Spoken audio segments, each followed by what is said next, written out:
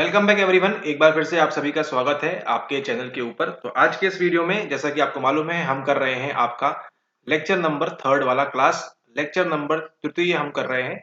इसके पहले अगर आपने लेक्चर नंबर 1 और लेक्चर नंबर 2 बिल्कुल ही फ्री ऑफ कॉस्ट अगर उसको नहीं देखा है तो जाके आप प्लेलिस्ट को फॉलो करके, ये जो प्लेलिस्ट बनी हुई है आपकी इन दोनों नामों से 2024 की, वहां से जाके आप जो है सारे लेक्चर्स वहां से एक्सेस कर सकते हैं। वहां पे आपको लाइन बाय लाइन दिया हुआ है, स्टेप बाय स्टेप आप जो है वहां से आ सकते हैं। ठीक है, ऑल राइट। इसी के साथ देखिए कई लोगों का सवाल था यहाँ पर कि आपकी जो है यहाँ पर तैयारी तो हो रही है फ्री में, लेकिन उसी के साथ साथ अगर आप और अच्छे ढंग से और व्यवस्थित तरीके से आपकी जो तैयारी है ना, मतलब एक बार जो अपनी सीट है उसको एकदम पक्का करना चाहते हैं आप अच्छे तरीके से पढ़ाई करके, प्लस आपकी मेहनत भी, तो उसके लिए देखिए हमने जो कोर्स लॉन्च किया है फाउंडेशन कोर्स, तो उसको ज्वाइन कैसे किया जाए। कई लोगों का सवाल रहता है कि सर आपका जो फाउंडेशन कोर्स है इसको ज्वाइन कैसे किया जाए। तो देखिए आपको नीचे दिख रहा है डिस्क्रिप्शन, डिस्क्रिप्शन में आपको दिए गए हैं कुछ स्टेप्स। ठीक है, तो इन स्टेप्स को यहाँ पर एलेबरेट करते हैं, देखते हैं कि आप किस प्रकार से ज्वाइन कर सकते हैं। ठीक है, सबसे पहला स्टेप जो है यहाँ पे आपको क्या करनी है, सबसे पहले आपको जो है ये पेमेंट करनी है अपनी, इसके अलावा कुछ भी नहीं करना है। पेमेंट करनी है आपको सबसे पहले, फर्स्ट स्टेप आपका ये होगा। सेकंड स्टेप क्या होगा, आपको स्क्रीनशॉट सेंड करना है आपको जिस नंबर पे आपने पेमेंट की है, जो नंबर दिया हुआ है इस प्रकार से, जिस नंबर पे आपने पेमेंट की है उसी नंबर पे क्या करना है, आपको स्क्रीनशॉट सेंड करना है। ठीक है, स्क्रीनशॉट सेंड करने के पश्चात कुछ ही समय के अंदर आपका जो थर्ड स्टेप है वो एक्टिवेट हो जाएगा एंड वहां से आपको क्या भेजा जाएगा, वहां से आपको एडमिशन फॉर्म भेजा जाएगा। उस एडमिशन फॉर्म को आपको भरना है प्रॉपरली अपनी डिटेल्स के साथ। अब कई लोगों के साथ देखिए मसला ये होता है, समस्या ये होती है कि आपने पेमेंट किसी और नंबर से किया लेकिन आपको क्लासेस किसी और नंबर पे चाहिए है। तो वो भी हो सकता है, आप जिस नंबर से पेमेंट करें, है ना, आप ध्यान दीजिएगा कि आप जो एडमिशन फॉर्म भरने वाले हैं वो आप स्वयं की डिटेल्स भरिएगा, है ना, आप अपनी ही डिटेल्स भरिएगा ताकि जो है आपको वो चीजें मिल सके, आपको एक्सेस रह सके। ठीक है, आप अपना नंबर, अपनी ईमेल आईडी, अपना नाम वो सब डालेंगे यहाँ पे, अपनी जो डिटेल्स है आप स्वयं की डालें ताकि आपको उनकी एक्सेस हो सके। इस बात का आप यहाँ पर ध्यान रखें। ठीक है, पेमेंट भले ही आपने किसी नंबर से किया हो, स्क्रीनशॉट जो है वो आप अपने नंबर से भेजिए, प्लस उसी के साथ जो है आप यहाँ पर एडमिशन फॉर्म के अंदर भी जो है अपनी डिटेल्स वहां पर आप फिल आउट करेंगे। उसके बाद देखिए चौथे नंबर का स्टेप है, आपको एक टेलीग्राम ग्रुप, अगर कई लोगों को नहीं मालूम है, टेलीग्राम नाम का एक एप्लीकेशन है, इसको आप पास होगा ही, आपके पास नहीं है तो इसको डाउनलोड कर लीजिएगा। टेलीग्राम ग्रुप के अंदर देखिए आपको जो है क्या मिलेंगी, टेलीग्राम ग्रुप के अंदर आपको लेक्चर्स की लिंक्स मिलेंगी। ठीक है, आपको लिंक और कहीं नहीं मिलना है, आपको यहीं पे मिलेगी टेलीग्राम ग्रुप के अंदर। तो आप टेलीग्राम ग्रुप को ज्वाइन करिए, वहीं पे आपको जो है डेली रात को देखिए 9 बजे जो आपकी आती है रेगुलर क्लासेस चल रही है उनकी आपको वहां पर मिल जाएगी।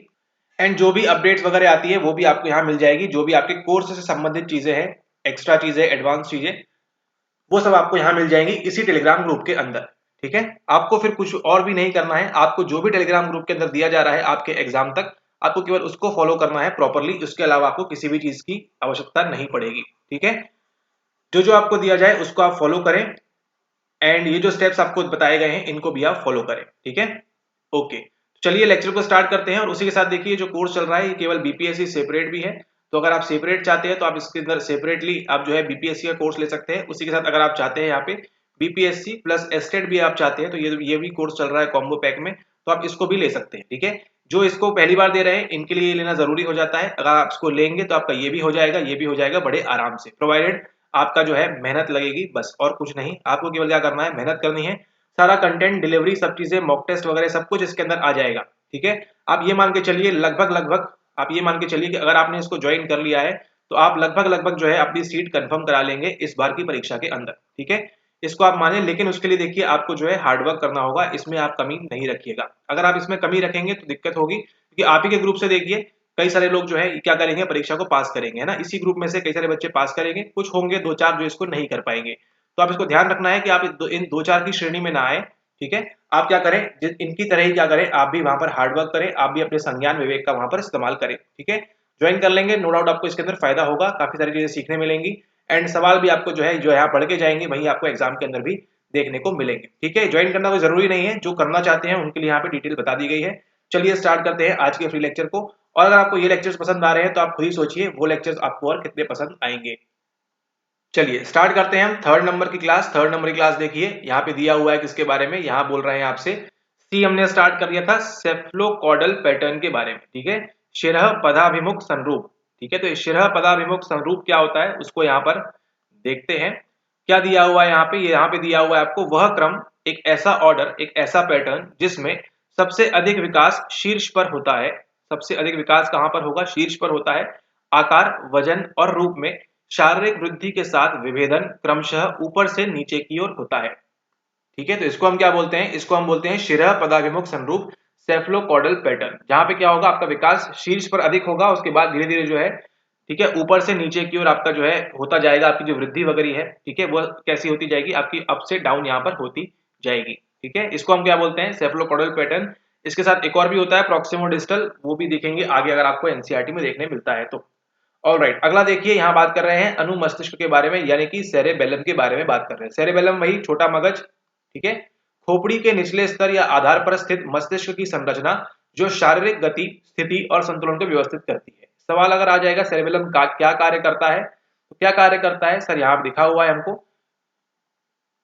मस्तिष्क की संरचना है आपकी ये कि जो शारीरिक गति, ठीक है, आपकी स्पीड, स्थिति कहाँ पे आप लोकेटेड है, और संतुलन बैलेंस के लिए कौन काम करेगा, आपका सेरेबेलम करेगा। ठीक है, यहाँ पे दिया हुआ है साफ साफ। अगर मान लीजिए कभी सवाल गलत हो जाता है तो ध्यान रखिएगा अपना। अनुमस्तिष्क का कार्य क्या है, गति, स्थिति और संतुलन को जो है बैलेंस वगैरह बनाना, वो काम करता है आपका सेरेबेलम। ठीक है, लास्ट लेक्चर में अगर आपको याद होगा, इस प्रकार से आपने देखी थी स्पाइनल कॉर्ड होती है। ठीक है, ये स्पाइनल कॉर्ड होती है, और यहाँ से स्टार्ट क्या होता है आपका, यहाँ से आपकी ब्रेन स्टेम स्टार्ट हो जाती है। ठीक है, तो ब्रेन स्टेम में आपके यहाँ इसी के पीछे देखिए इस प्रकार से जो एक आकृति होती है, इसी को क्या बोलते हैं हम, इसी को बोलते हैं आपका अनुमस्तिष्क यानी कि सेरेबेलम। ठीक है, इसको आप ध्यान रखेंगे। ऑल राइट, आगे चलते हैं। आगे देखिए आगे क्या बोल रहे हैं, आगे बोल रहे हैं आपसे सेरेब्रल कॉर्टेक्स। लेकिन आगे ऐसे कैसे जा सकते हैं जब बात हो रही है बायोसाइकोलॉजी की। चलिए यहाँ देखिए तो जरा, यहाँ क्या दिख रहा है आपको, यहाँ पे ये है आपका सुंदर सा चेहरा, सुंदर से चेहरे के अंदर सुंदर सा मस्तिष्क, आपका ब्रेन, और उसी सुंदर से मस्तिष्क के अंदर आपको ये जो दिख रहा है, इसको हम क्या बोलते हैं, इसको हम बोलते हैं सेरेबेलम। ठीक है, ये क्या है, ये आपका सेरेबेलम है। इसके भी दो हेमिस्फीयर्स होते हैं, लेफ्ट और राइट, सॉरी लेफ्ट और राइट, यस। ठीक है, हेमिस्फीयर्स होते हैं आपके, जैसे आपके ब्रेन में यहाँ पर होते हैं। ठीक है, इसके भी आपको देखने मिलते हैं सेरेबेलम, और इसी को हम क्या बोलते हैं, इसी को हम बोलते हैं आपका अनुमस्तिष्क।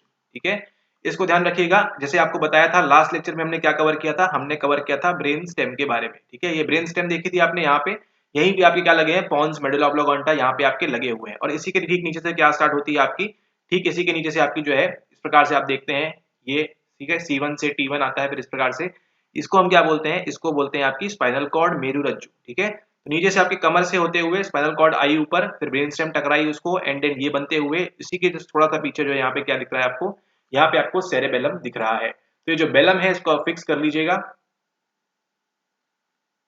ठीक है, एंड इसी के साथ जो आपको यहाँ पे दिख रहा है, ये जो दिख रहा है, इसको हम क्या बोलते हैं, इसको हम बोलते हैं सेरेब्रम, जिसको अभी हम पढ़ने वाले हैं। चलिए आ जाइए यहाँ पर, देखिए देखिए देखिए, प्रमस्तिष्कीय वल्कुट, सेरेब्रल कॉर्टेक्स। ठीक है, सेरेब्रल कॉर्टेक्स क्या बोल रहा है यहाँ पे, मस्तिष्क का वह हिस्सा जो मस्तिष्क के उच्चतर संज्ञानात्मक और संवेगात्मक कार्यों का नियमन करता है। यहाँ पे सेरेब्रम दिया नहीं हुआ, बट ठीक है, इसलिए आपको दिखा दिया है, वो जो होता है सेरेब्रम होता है। सेरेब्रल कॉर्टेक्स क्या है, वल्कुट क्या है, मस्तिष्क में आपके ऐसा हिस्सा जो मस्तिष्क के उच्चतर संज्ञानात्मक, higher cognitive and emotional activities जो करता है, वो कौन करता है, आपका कॉर्टेक्स करता है यहाँ पर। ठीक है, इसको आप ध्यान रखेंगे। उसके बाद देखिए यहाँ पे यही जो वल्कुट है, इसी के क्या हो जाएंगे, आपके सेरेब्रल हेमिस्फीयर्स हो जाएंगे, प्रमस्तिष्कीय गोलार्ध हो जाएंगे। प्रमस्तिष्कीय वल्कुट के दो लगभग समरूप आधे भाग, ठीक है, कई बार देखते होंगे आप, ब्रेन इस प्रकार से आपको दिखाया जाता है आधे आधे भाग में, यहाँ से कट के आपको इस प्रकार से आकृति दिखती है, यहाँ से कट के इस प्रकार से दिखती है। तो ये जो है हम उसको दो में डिवाइड कर देते हैं, तो क्या हो जाता है, आपका सेरेब्रल हेमिस्फीयर्स यहाँ पे हो जाते हैं। ऑलराइट, ओके, तो यहाँ पे चल रही है अच्छी खासी। आगे देखते हैं यहाँ पे क्या बोल रहे हैं, आगे बहुत बात कर रहे हैं गुण सूत्र के बारे में। ये आप पढ़ते आ रहे हैं 8वीं 10वीं कक्षा से, क्रोमोसोम्स के बारे में। तंतुवत संरचनाएं जो 23 जोड़ों में होती हैं, कितने क्रोमोसोम्स है हमारे पास, सवाल आ जाएगा, 23 पेयर्स ऑफ क्रोमोसोम्स। प्रत्येक जोड़े का एक सदस्य माता या पिता से आता है। गुणसूत्र में उल्लेखनीय अनुवांशिक पदार्थ क्या है, आपके डीएनए होते हैं। डीएनए का फुल फॉर्म क्या है, डीऑक्सी राइबो न्यूक्लिक एसिड। ठीक है, डीएनए और आरएनए अलग अलग चीजें होती है, ध्यान दीजिएगा इसको। ठीक है, किसी एक सब्सटेंस की वजह से होता है वहां पर। तो गुणसूत्र क्या है, ऐसी तंतुवत संरचनाएं जो 23 पेयर में होती हैं, प्रत्येक जोड़े का एक सदस्य माता या पिता से आता है। ये आप लोग को ऑलरेडी मालूम है, क्रोमोसोम्स वगैरह। ठीक है, ओके, अगला देखते हैं यहाँ पे हम किसके बारे में, अगला देखते हैं हम कालानुक्रमिक आयु के बारे में, यानी कि क्रोनोलॉजिकल एज। जहां भी देखिएगा आपको सुनेंगे क्रोनो, क्रोनो मतलब क्या होता है, टाइम के अनुसार। ठीक है, क्रोनोलॉजिकल एज यानी समय अनुसार। आप 1 महीने के हैं, 2 महीने के हैं, 6 महीने के हैं, 12 महीने के हैं, 48 महीने के हैं, 56 महीने के हैं, 108 महीने के हैं। ठीक है, ये सब क्या होता है, ये आपका क्रोनोलॉजिकल एज बता रही है आपकी यहाँ पर। उन वर्षों की संख्या जो किसी व्यक्ति के जन्म के बाद से लेकर गणना के समय तक गुजर गए, जिसका सामान्यतः उम्र से तात्पर्य होता है। तो ठीक है, अगर आपकी उम्र जब 20 वर्ष है तो आपकी सीए कितना हुआ, सीए आपका हुआ यहाँ पर 20 वर्ष। ठीक है, इसको यहाँ पर आप ध्यान रखेंगे। अगला देखिए, अगला बोल रहे हैं आपसे चंकिंग के बारे में। चंकिंग यानी कि खंडियन की विधि। खंडियन में क्या होता है, परिचित उद्दीपकों के समूह को एक इकाई के रूप में संचित करना। आप क्या करेंगे, यहाँ पे एक इकाई के रूप में आप संचित कर लेते हैं। ठीक है, अगर आपके सामने मान लीजिए लिख दिया जाए इस प्रकार से,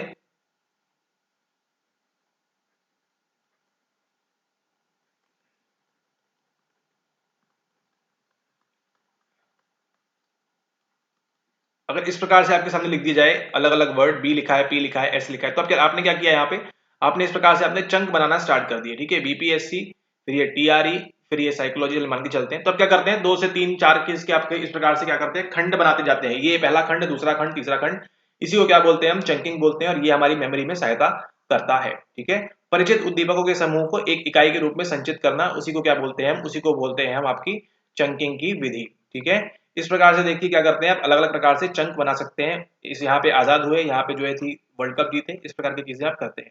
अगला देखिए, अगला क्या है, अगला आते हैं अगेन, पहले लेक्चर में देखा था हमने इवान पावलोव के बारे में। अगेन वो आ चुके हैं आपके प्राचीन अनुबंधन को लेके। क्लासिकल कंडीशनिंग, अधिगम का एक प्रकार जिसमें कोई जीव उद्दीपकों को संबंध करना सीखता है। आप क्या करते हैं, रिलेशन बनाना सीखते हैं। इसमें मुख्य लक्षण यह है कि मूलभूत रूप से तटस्थ लेकिन अनुबंधित उद्दीपक यानी कि कंडीशन स्टिमुलस क्या करता है, अनुबंधित उद्दीपक अनकंडीशनल स्टिमुलस के साथ बार बार युग्मित, एसोसिएट करेंगे उसको हम बार बार, तो क्या करता है, वही अनुक्रिया अर्जित कर लेता है। मतलब पहले फूड देंगे, बेल बजाएंगे, एक समय आएगा, ठीक है, कि बेल बजाएंगे, फूड देंगे, तो फिर क्या होगा, वो जो डॉग है वो क्या कर लेगा, उसको अनुबंधित कर लेगा कि क्या हो रहा है, यहाँ पे आपकी जो है कंडीशन स्टिमुलस आ चुका है, अब क्या आएगी, वहां पे हमको देखने मिलेगा फूड। ठीक है, और इसी को हम क्या बोलते हैं, इसी को बोलते हैं हम आपकी क्लासिकल कंडीशनिंग। वह अनुक्रिया अर्जित कर लेता है जो किसी भी अन्य अनुबंधित उद्दीपक के लिए की जाती है। ठीक इसी प्रकार से आपको मालूम है लेक्चर 9 बजे आता है, तो 9 बजे क्या करते हैं आपको मालूम है, ये मिलने वाला है, लेकिन आधे घंटे पहले क्या आता है, उसका नोटिफिकेशन आता है आपके पास में। तो क्या होता है, आपको मालूम पड़ता है कि ठीक है अभी हमको ये देखने मिलने वाला है। ठीक है, ऑल राइट। अब देखिए अगली बात कर रहे हैं यहाँ पे आप किसके बारे में, अगली बात कर रहे हैं यहाँ पे संवरण के बारे में, यानी कि क्लोजर के बारे में। क्लोजर कहाँ पढ़ने मिलेगा आपको, ओके, ये पढ़ने मिलेगा चैप्टर नंबर 6 में, ये पढ़ने मिलेगा चैप्टर नंबर 7 ह्यूमन मेमोरी के बारे में, और उसके ऊपर जो है आपका 3rd चैप्टर में पढ़ने को मिलेगा। अब ये सब कहाँ मिलेगा, संवरण क्लोजर के बारे में, ये आपको पढ़ने मिलेगा जहां आप पढ़ेंगे गेस्टाल्ट के बारे में। संगठनात्मक प्रक्रिया जो कि अपूर्ण आकृतियों का पूर्ण के रूप में प्रत्यक्षण करती है, आप क्या बोलेंगे इसको, इसको आप एक ट्रायंगल बोलेंगे। ठीक है, ये है आपका क्लोजर। इसी के प्रकार से सिमिलैरिटी भी होती है, प्रॉक्सिमिटी भी होती है, कई सारी चीजें होती है आपके गेस्टाल्ट के ऑर्गेनाइजेशन के अंदर, तो उसको आपको ध्यान रखना है। उसके बाद देखिए अगला दिया है कर्णावर्त क्या है, कॉक्लिया क्या है। अंतरकरण में द्रव्य से भरी कुंडलित सुरंग जिसमें सुनने के ग्राहक होते हैं। यहाँ पे क्या होते हैं, आपके हेयर सेल्स होते हैं कॉक्लिया के अंदर। ठीक है, जो क्या होते हैं आपके रिसेप्टर साइट्स होती हैं, और जो क्या करती हैं आपकी जो सूचना है उसको लेके जाती है कहाँ के, आपके ऑडिटरी कॉर्टेक्स तक। ठीक है, तो ये आपके इंटरनल ईयर का पार्ट है, अंतःकरण में होता है। उसके बाद देखिए बड़ा ही सिंपल सा है, कॉग्निशन क्या होता है, जानने के साथ जुड़ी सभी मानसिक प्रक्रियाएं, सारी की सारी मेंटल प्रोसेसेस, जिसके अंदर आप क्या करते हैं, परसीव करेंगे चीजों को, चिंतन करेंगे, सोचेंगे किसी चीज के बारे में, और याद करना चाहते हैं, सब किसके अंदर आएगा, आपका कॉग्निशन के अंदर आएगा। यह सूचना के प्रक्रमण, समझ एवं संप्रेषण से संबंधित है। आप किसी भी इंफॉर्मेशन को क्या करते हैं, किस प्रकार से प्रोसेस करते हैं, वो भी कहाँ आएगा, आपके कॉग्निशन के अंदर आएगा। आपकी समझ है, अंडरस्टैंडिंग है, वो भी कहाँ आएगी, आपके कॉग्निशन के अंदर आएगी। और उसी के साथ साथ आपकी जो कम्युनिकेशन है वो भी कहाँ आएगा, आपका किस प्रकार से बोलना है, चालना है, वो सब किसके अंदर पार्ट आएगा, आपके कॉग्निशन के अंदर का ही पार्ट आएगा।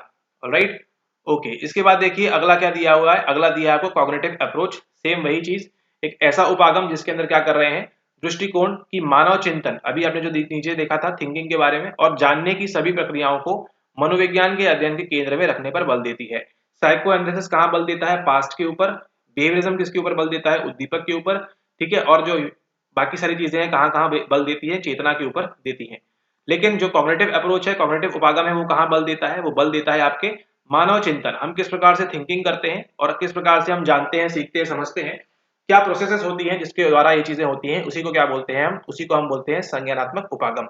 उसके बाद देखिए संज्ञानात्मक लाघव क्या है, कॉग्निटिव इकोनॉमी क्या है, संप्रत्ययों के श्रेणीबद्ध संगठन द्वारा दीर्घकालिक स्मृति का अधिकाधिक एवं प्रभावकारी उपयोग बताने के लिए एक पारिभाषिक शब्द। ठीक है, तो ये देखिए हिडन लेटेंट वेरिएबल आ चुका है आपका यहाँ पर। ठीक है, संज्ञानात्मक लाघव को ध्यान रखेंगे, कॉग्निटिव इकोनॉमी पूछ सकते हैं आपसे इसके बारे में। ठीक है, तो ध्यान रखना है आपको संज्ञानात्मक लाघव क्या होता है। ठीक है, कॉग्निटिव इकोनॉमी क्या है, संप्रत्तियों के श्रेणीबद्ध संगठन। आपने किसी भी कॉन्सेप्ट को क्या कर लिया, कोई भी कॉन्सेप्ट है आपके पास 3-4, उसको क्या कर लिया, श्रेणीबद्ध संगठन बनाया उसका, और क्या किया उसको, तथा दीर्घकालिक स्मृति यानी कि आपकी एलटीएम का अधिकाधिक एवं प्रभावकारी उपयोग बताने के लिए एक टर्मिनोलॉजी हम इस्तेमाल करते हैं, जिसको हम क्या बोलते हैं, जिसको हम बोलते हैं आपके संज्ञानात्मक लाघव यानी कि इकोनॉमी। इकोनॉमी मतलब क्या होता है, आप पैसे जमा करते हैं, आपकी इकोनॉमी उतनी है। ठीक है, ठीक उसी प्रकार से आपकी जो है संप्रत्यय कॉन्सेप्ट है, चीजें जो आप याद कर रहे हैं उसको आप क्या करेंगे, जमा के रखेंगे प्रॉपर्ली, उसको क्या बोलेंगे, आप बोलेंगे कॉग्निटिव इकोनॉमी। उसके बाद देखिए अगली जो बात करने वाले हैं यहाँ पे, हम करने वाले हैं, बात कर रहे हैं यहाँ पे हम संज्ञानात्मक अधिगम के बारे में, यानी कि कॉग्निटिव लर्निंग। अभी तक क्या क्या देख लिया आपने, कॉग्निशन देख लिया क्या होता है, फिर कॉग्निटिव अप्रोच आपने देख ली, सीए क्या होता है, फिर आपने देख लिया यहाँ पे कॉग्निटिव लर्निंग के बारे में, और आपने देखा इसके पहले कॉग्निटिव इकोनॉमी के बारे में। वैसा अधिगम एक ऐसी लर्निंग जिसमें प्रत्यक्षण किस प्रकार से हम परसीव कर रहे हैं, ज्ञान आपका नॉलेज एवं थॉट की पुनर्व्यवस्था अंतर्निहित होती है, उसको हम क्या बोलेंगे, उसको हम बोलेंगे आपकी कॉग्निटिव लर्निंग। ठीक है, जैसे मान के चलिए आप मैथ्स के सवाल सॉल्व करते हैं। ठीक है, मैथ्स के सवाल सॉल्व कर रहे हैं आप, बड़े बड़े फॉर्मूला a² + 2ab + b²। ठीक है, अब ये देखिए, ये आपका ऑब्जर्वेशनल लर्निंग से आप इसको नहीं सीख सकते, मतलब सीख सकते हैं बट स्टिल ठीक है, समझिएगा, प्रयास करिएगा। लेकिन आप क्या करते हैं, उसको प्रत्यक्ष करते हैं, परसीव करते हैं, ज्ञान लेते हैं उसके बारे में, उसके बारे में विचार करते हैं। अच्छा, a² - b² का फॉर्मूला क्या हो रहा है, इस प्रकार से आप क्या करते हैं, समझते हैं कहाँ से आया, कैसे आया, कॉन्सेप्ट क्या होता है। ठीक है, जो पाइथागोरस थ्योरम होती है उसमें LBH क्या होता है, ठीक है, किस प्रकार से हम उसका इस्तेमाल करते हैं, वो सब चीजें क्या करते हैं, उसको जमा रहे हैं। ठीक है, उसको हम क्या बोलेंगे, क्योंकि आपका प्रत्यक्षण ज्ञान एवं विचार की क्या करते हैं, पुनर्व्यवस्था आप इसके अंदर इस्तेमाल करते हैं। तो आपके समझाने के लिए यहाँ पर एग्जाम्पल का इस्तेमाल किया गया था। ठीक है, तो इसको क्या बोलेंगे आप, इसको आप बोलेंगे कॉग्निटिव लर्निंग। ठीक है, मतलब अगर आप केवल इसको पढ़ रहे होते अपने मन से तो क्या हो रहा था आपका, वहां पे आपकी ऑब्जर्वेशनल लर्निंग हो रही थी, आप गुणसूत्र की क्या कर लेते, यहाँ पे मैकेनिज्म याद कर लेते क्या होता है। ठीक है, लेकिन अभी आप क्या कर रहे हैं, इसके बारे में प्रत्यक्षण देख रहे हैं, बता रहे हैं, तो उस प्रकार से आप सीख रहे हैं, है ना, आपका नॉलेज बढ़ रहा है, एवं विचार की पुनर्व्यवस्था। पहले आप केवल इतना जानते थे, लेकिन अभी आप इसके बारे में और ये सब चीजें भी जानते हैं, तो ये पार्ट होगा आपके कॉग्निटिव लर्निंग का। ठीक है, आप सोच समझ के जो है सीख रहे हैं। उसी के साथ देखिए अगला आ चुका है संज्ञानात्मक मानचित्र यानी कि कॉग्निटिव मैप। ये सवाल पूछा था आपको इस बार के पीजीटी के अंदर, तो आपके लिए इंपॉर्टेंट तो है ही है। ठीक है, एक व्यक्ति के परिवेश की रूपरेखा का मानसिक प्रतिरूप। उदाहरणार्थ, एक भूल भुलैया की खोजबीन के बाद चूहे इस तरह व्यवहार करते हैं कि मानो उन्होंने उसका संज्ञानात्मक मानचित्र सीख लिया हो। सवाल कहां से पूछते हैं, आपकी एनसीईआरटी से। किसने दिया है, आप इसको नीचे कमेंट करके बता दीजिएगा, हमको नहीं पता किसने ये दिया था। ठीक है, संज्ञानात्मक मानचित्र के बारे में इसका कॉन्सेप्ट किसने दिया था, नीचे यहाँ पे आप कमेंट करके बता सकते हैं। अगला देखिए कॉग्निटिव प्रोसेसेस, सेम चीज चल के आ रही है अगेन, व्यक्ति के चिंतन, बुद्धि और भाषा को संलग्न करने वाली मानसिक प्रक्रियाएं। ठीक है, आपके दिमाग के अंदर आपके क्या क्या चीजें चल रहा है, थिंकिंग में, इंटेलिजेंस में, भाषा में, जो भी आपकी मेमोरी में जो भी आपकी चीजें चल रही है इंटरनली, वो सब किसके अंदर आएंगी, वो सब कहलाएंगी आपकी संज्ञानात्मक प्रक्रियाएं। आपके दिमाग में क्या सारी प्रक्रियाएं चल रही है, ठीक है, वो केवल आप ही जानते हैं, वो सारी आपकी क्या है, कॉग्निटिव प्रोसेसेस हैं। अगला देखिए, अगली हम बात कर रहे हैं यहाँ पे किसके बारे में, हम बात कर रहे हैं वर्णांधता के बारे में। ठीक है, वर्णांधता, कलर ब्लाइंडनेस के बारे में। ठीक है, रंगों का प्रत्यक्षण कर पाने में कुछ मात्रा में अक्षमता। अब यहाँ पे देखिए केवल इतना है, लेकिन आप हमारे साथ देख रहे हैं, कुछ फायदा तो होना चाहिए। देखिए, कलर ब्लाइंडनेस, ठीक है, वर्ण की अंधता हो गई है। ठीक है, वर्णधन अंधता, तो आपकी वर्णांधता हो गई। यहाँ पे रंगों का प्रत्यक्षण कर पाने में कुछ मात्रा में अक्षमता। आपको मालूम है एक शब्द VIBGYOR, ये क्या होता है, विब्योर। इस प्रकार से क्या है, आपकी जो देखने की क्षमता है वो कितनी होती है, 380 नैनोमीटर से 780 नैनोमीटर। इसके बीच में जो भी वेव्स आएंगी, जो भी तरंग आएंगी, उनको आप देख पाएंगे। तभी आप देखिए, आप एक्सरे को नहीं देख पाते हैं। ठीक है, यूवी रेस को आप देख नहीं पाते हैं, क्यों, इनकी जो है वेवलेंथ जो है काफी ज्यादा होती है। ठीक है, तो इसको आप ध्यान रखें, यहाँ पे ये सब चीजें आपके लिए क्या है, मुश्किल हो जाती है ना, हो जाती है कि नहीं, यस।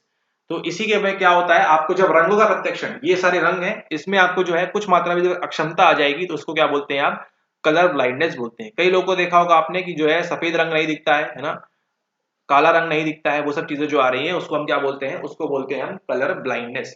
अगला देखिए, अगला है आपका सवाल वर्ण स्थैर्य, कलर कंसिस्टेंसी। किसी सुपरिचित वस्तु को उसके उसी एक रंग में ही देख पाने की प्रवृत्ति, भले ही प्रकाश में परिवर्तन होने से उसका वास्तविक रंग बदल गया हो। आप देखिए, एक काले रंग की पेंट, काला ही बना देते हैं, काले रंग की पैंट है ये, ठीक है। अब ये काले रंग की पैंट को आप रात के अंधेरे में देखिए, जब कोई नहीं है आसपास तब देखिए, या फिर इसको दिन के प्रकाश में देखिए, आपको क्या दिखेगा? आपको काला ही दिखेगा, ठीक है।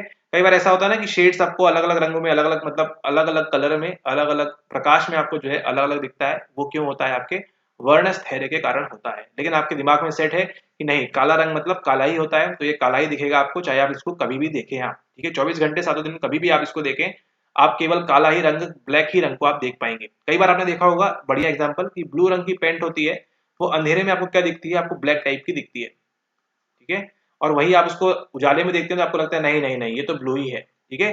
कभी देखिएगा आप जो है पीको फॉल वगैरह यहाँ पे सब प्रकार के जो है धागे का रंग और वो सब में आपको समस्या, खैर टॉपिक से भटकते नहीं है। इसको हम क्या बोलते हैं? इसको बोलते हैं वर्णस्थैर्य, ठीक है। इस बात को आप यहाँ पर ध्यान रखें, ठीक है। वर्णस्थैर्य, कलर कंसिस्टेंसी, इसी के साथ आपकी क्या होती है? आपकी शेप वाली भी होती है, उसको भी आपको आगे पढ़ने मिलेगा। बने रहिए चैनल के साथ, और अगर अभी तक आपने सब्सक्राइब नहीं किया है तो वो भी कर लीजिएगा, इच्छा हो तो। अगला देखिए, अगला बात कर रहे हैं संप्रत्यय के बारे में, कंसेप्ट के बारे में। कंसेप्ट क्या है? विचारों, वस्तुओं, व्यक्तियों अथवा अनुभवों की एक सामान्य श्रेणी जिसके सदस्यों में कुछ समान गुण विद्यमान होते हैं, ठीक है। ये होता है आपका कंसेप्ट। इसमें कुछ बताने ऐसा है नहीं, लेकिन ठीक है, फिर भी आप देख लीजिए। कंसेप्ट क्या है? संप्रत्यय क्या है? विचारों, वस्तुओं, व्यक्तियों अथवा अनुभवों की एक सामान्य श्रेणी, एक कैटेगरी में आप डाल देते हैं और वही क्या बन जाता है? आपका कंसेप्ट बन जाता है, ठीक है। जिसके सदस्यों में कुछ समान गुण विद्यमान होते हैं। और फिर आप क्या करते हैं? फिर आप वहां पे बोल देते हैं कंसेप्ट, वहां पर आप फॉर्म कर लेते हैं। बोलते हैं ना, कंसेप्ट आपके क्लियर होना चाहिए। क्यों होना चाहिए? क्योंकि आपको मालूम होना चाहिए कि क्या चीजें क्या है, किससे आपको फायदा है, किससे आपको नुकसान है।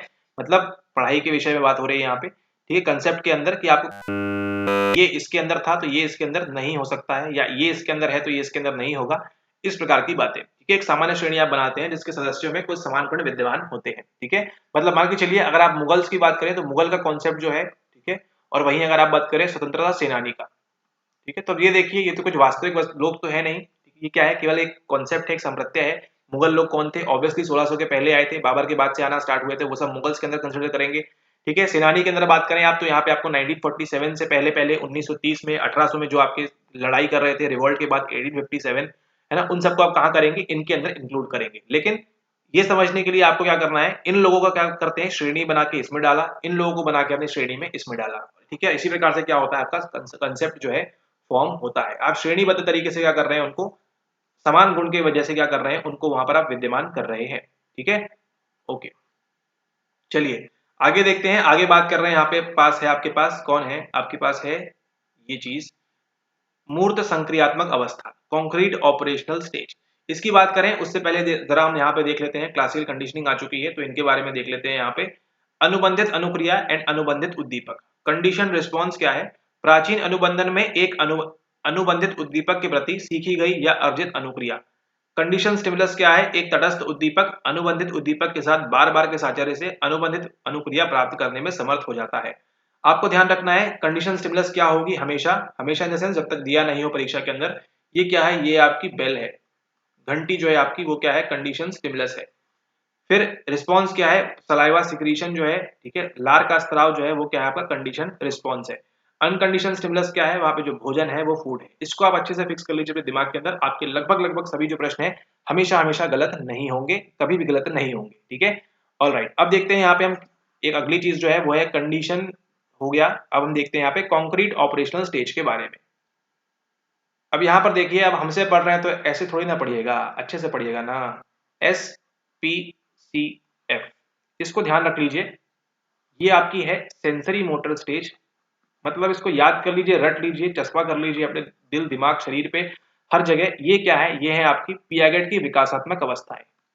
दुनिया यहाँ की वहां हो जाए, कोई कहीं से कहाँ चला जाए, पियागेट की 4 अवस्थाएं वैसी की वैसी ही रहेंगी।